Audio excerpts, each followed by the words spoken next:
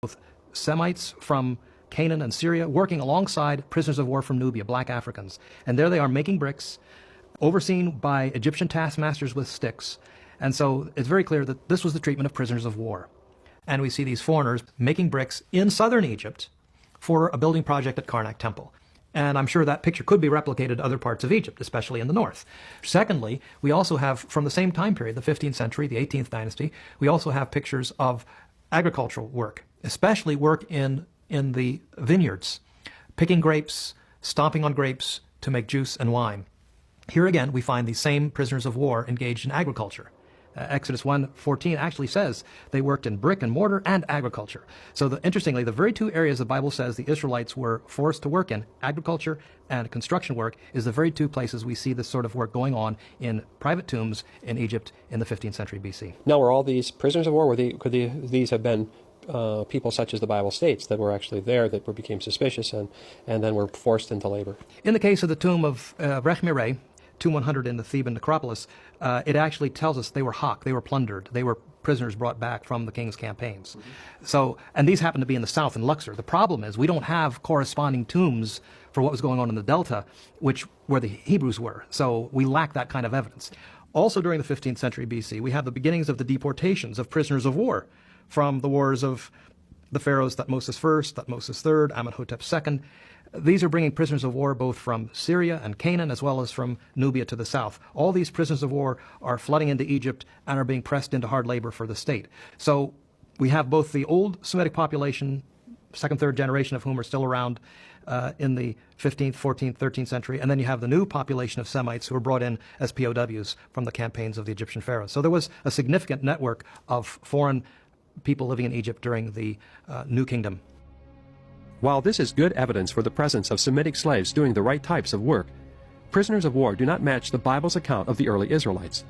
Meanwhile, David Rowe pointed to a different set of evidence that fits the pattern found in Egypt's Middle Kingdom, beginning with finds from Avaris. Well, what happened next? What does the archaeological record show? What we then see is that the graves of these people, we begin to see in the bones deterioration in the quality of life. We see Harris lines in the bones, which indicate famine, shortage of food and nutrients. These people suddenly have become impoverished.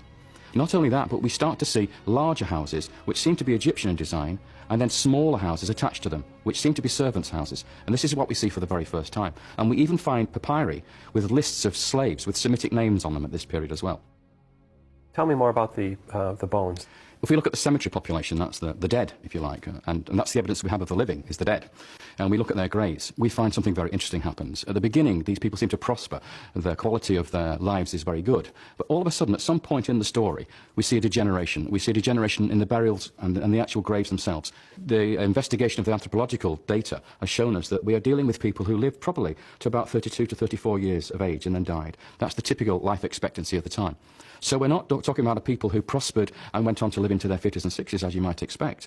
These people had really tough lives. So how do we explain that? What is the mechanism that we would understand why these people only lived to such a short age? And the obvious answer is slavery. So you're saying that this group that came in that was prosperous then fell on hard times? Yeah. We've got a situation of prosperity followed by a lack of prosperity and a shortage of life. So it seems very clear that these Asiatic peoples, these people who've come from the north, speaking a Semitic language, who first of all prospered in this region, have suddenly been enslaved.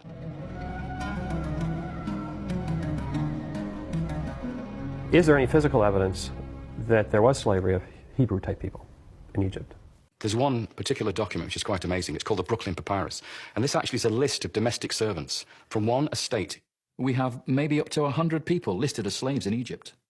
When we look at those names, 70% of them are Semitic names. And you can literally pick up Israelite names in there. Menachem, Issachar, and Asher, the names of two other tribes of Israel. Shiphrah, one of the Hebrew midwives in the Exodus story, a name that appears in this document. These are Hebrew Israelite slaves, and they're in a papyrus from the 13th dynasty, not from the 19th dynasty, not from the time of Ramesses II in the New Kingdom, but from the 13th dynasty, the Middle Kingdom. What does this mean to you? What does it say? This is real evidence for the time when the Israelites were in Egypt as slaves. It's when you get a text, suddenly you've got history. Archaeology, you have to interpret. When you have a text, this is something very different. David, can you put a specific date on the Brooklyn Papyrus? The Brooklyn Papyrus is dated to one reign, The name of the king appears on it, and the king is called Sobekotep III. Now, he's the first king of a mini dynasty in the 13th dynasty, where you have maybe 4 or 5 very powerful rulers coming to the fore, a family of strong pharaohs. And this could be the pharaoh who did not know Joseph, the one who enslaved the Israelites, because it comes maybe 3 or 4 generations after the Middle Kingdom, when Joseph arrives in Egypt. We suddenly find this strong pharaoh, Sobekotep III, and we have this list of slaves with Israelite names. David, the thing that I'm puzzled by is why so many Egyptologists ignore the Brooklyn Papyrus. Well, this is the old problem again about time, isn't it? You have a situation here where, although everybody recognizes that this list is a list of Semitic slaves, and everybody recognizes that the names appearing in here are also Israelite names, these can't be the Israelites, because it's the wrong time period. The Israelites are much later in history. So these people we're seeing here in this Brooklyn Papyrus in the time of Sobekotep III cannot be the Israelites. All this evidence that we're finding in Avaris, this city in Goshen in the Eastern Delta, points us to the period when the Israelites were in Egypt, and that is the period we call the Middle Bronze Age. Most Egyptologists put the period of the slavery in the New Kingdom, in the 19th dynasty, and here we are in the 13th dynasty, so the things don't match. So that's why they disregard it. So they put it to one side and say it's another coincidence. A new pharaoh arises, and he doesn't remember Joseph. He enslaves the people because they're becoming too numerous and becoming a threat. So he puts them to work and embitters their lives, building store cities of Pitom and Ramses, and makes them create bricks out of mud and straw.